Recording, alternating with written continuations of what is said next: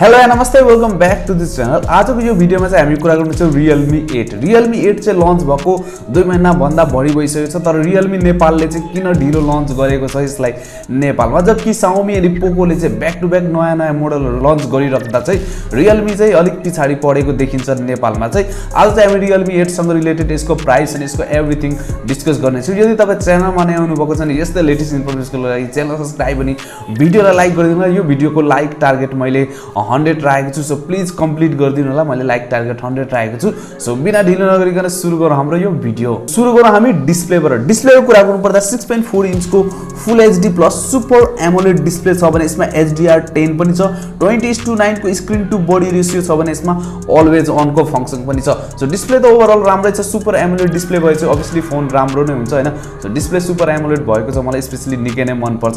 अब कुरा गरौँ हामी क्यामेराको कुरा गर्नु पर्दा यसमा क्वाड क्यामेरा छ, जसमा चाहिँ मेन क्यामेरा 64 मेगापिक्सलको छ भने त्यसैगरी अर्को 8 मेगापिक्सलको वाइड क्यामेरा छ अनि 2 मेगापिक्सलको म्याक्रो अनि 2 मेगापिक्सलको डेप्थ क्यामेरा छ भने यसमा तपाईले 4K भिडियो रेकर्डिङ पनि गर्न सक्नुहुन्छ। सेल्फी क्यामेरा हेर्न सक्नुहुन्छ स्क्रिनमा 16 मेगापिक्सलको सेल्फी क्यामेरा दिएको छ। सो ओभरअल 64 MP को मेन क्यामेरा छ। सो अभियसली क्यामेरा लभर हुनुहुन्छ भने पनि 64 MP ले तपाईलाई निकै नै हेल्प गर्नेछ फोटोग्राफीमा।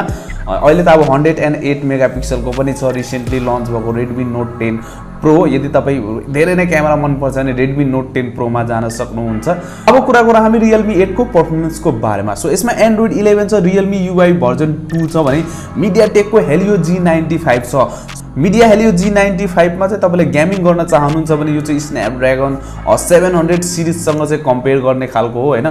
सो अभियसली G95 चाहिँ त्यस्तो नराम्रो प्रोसेसर होइन हैन। यदि तपाईले नर्मल गेमिङ गर्नुहुन्छ भने गेमिङको लागि पनि लिन सक्नुहुन्छ Helio G95। जस्तो Redmi Note 8 Pro मा Helio G90 थियो भने चाहिँ यसमा G95 राम्रै प्रोसेसर हो, यसलाई हामीले राम्रै भन्न सक्नुहुन्छ। त्यसैगरी GPU माली G76MC4 दिएको छ।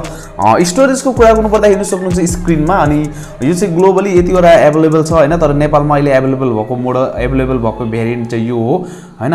सो यसैगरी म तपाईलाई प्राइस पनि भनिदिन्छु। सो हेर्न सक्नुहुन्छ स्क्रिनमा यसको प्राइस। यदि तपाईले बुझ्नु भएको छैन डिस्क्रिप्सनमा पनि यसको मैले प्राइस हाल्दिएको छु। सो हेर्न सक्नुहुन्छ स्क्रिनमा यो चाहिँ अफिसियली यसको Realme 8 को अफिसियल प्राइस हो। अब कुरा गरौँ हामी Realme 8 को ब्याट्रीको कुरा गर्नुपर्दा 5000 mAh को ब्याट्री छ भने जसमा चाहिँ फास्ट चार्जिङ तपाईले 30 वाट को पाउनुहुन्छ। जसमा चाहिँ एडभर्टाइजमा के भनेको छ भने चाहिँ 50% चाहिँ तपाईले 25 मिनेटमा गर्न सक्नुहुन्छ अनि 100% चाहिँ 65 मिनेटमा।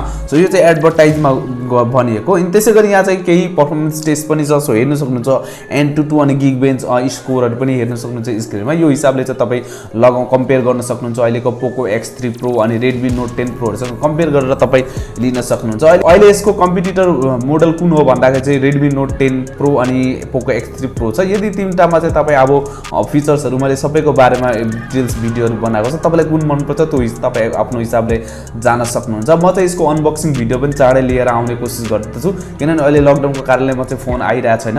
सो यदि तपाईलाई यो भिडियो मन पर्यो भने चाहिँ भिडियोलाई लाइक अनि च्यानल सब्स्क्राइब गरेर मात्र जानु होला। हामी भेट्नेछौँ यस्तै कुनै इन्ट्रेस्टिङ भिडियोमा। त्यसैले गुड बाइ, जय नेपाल।